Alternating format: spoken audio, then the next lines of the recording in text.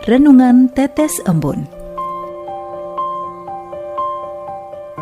Sobat Katolikana yang dikasihi dan mengasihi Tuhan, kita berjumpa lagi dalam program Renungan Tetes Embun yang dipersembahkan oleh Radio Katolikana. Mari kita siapkan hati untuk mendengarkan firman Tuhan. Renungan Tetes Embun, edisi hari Sabtu, 20 Agustus 2022.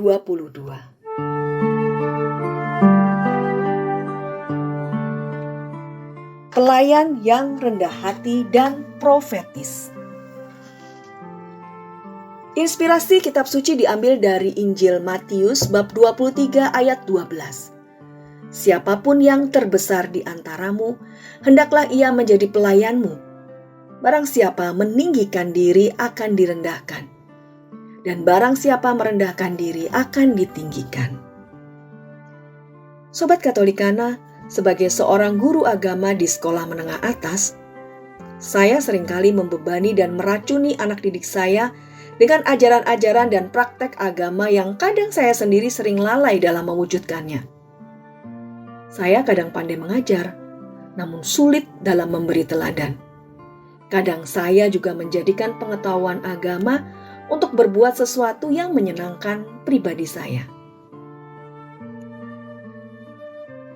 Pada zaman Yesus, silang kuasa antara pemimpin religius dan pemimpin politik sudah menjadi hal yang biasa, tetapi sangat meresahkan masyarakat.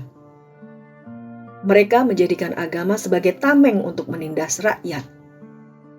Bahkan aturan keagamaan yang bersumber dari kitab Taurat diterapkan dengan sangat ekstrim, sedangkan mereka sendiri tidak menjalaninya. Mereka meletakkan beban di atas bahu orang, tetapi mereka sendiri tidak menyentuhnya.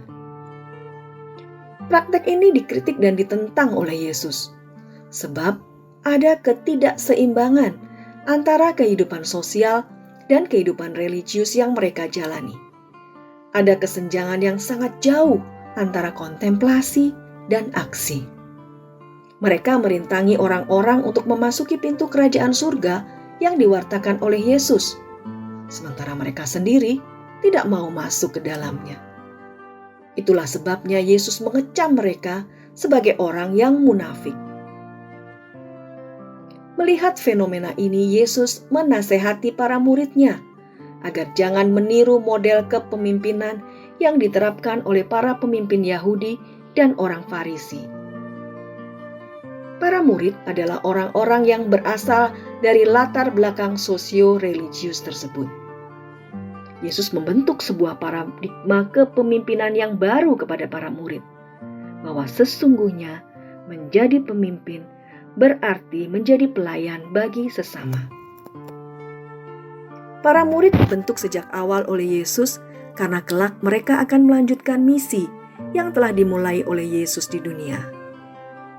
Yesus melihat bahwa dalam diri para murid ada kecenderungan untuk saling bersaing satu sama lain demi memperebutkan kekuasaan dan tempat tertinggi.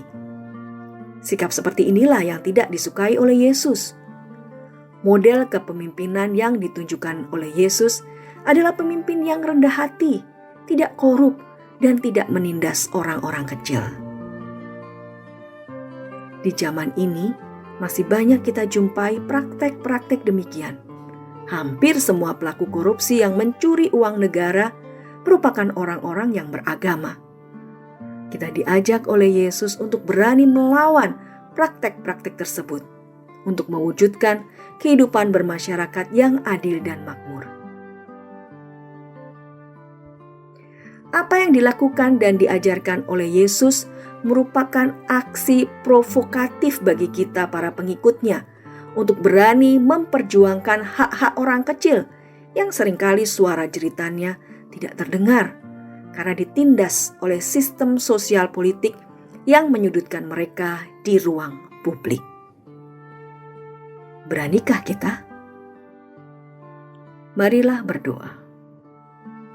Ya Yesus, mampukanlah kami menjadi pelayan-Mu yang berani melawan ketidakadilan dan penindasan di tengah masyarakat kami, terutama untuk membela orang-orang kecil dan kaum marginal yang seringkali menjadi korban ketidakadilan sosial.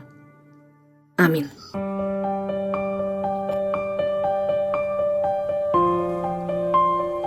Demikian Anda telah mendengarkan Tetes Embun yang dipersembahkan oleh Radio Katolikana. Renungan Tetes Embun bisa Anda simak di Radio Katolikana, media sosial Radio Katolikana, dan YouTube Katolikana.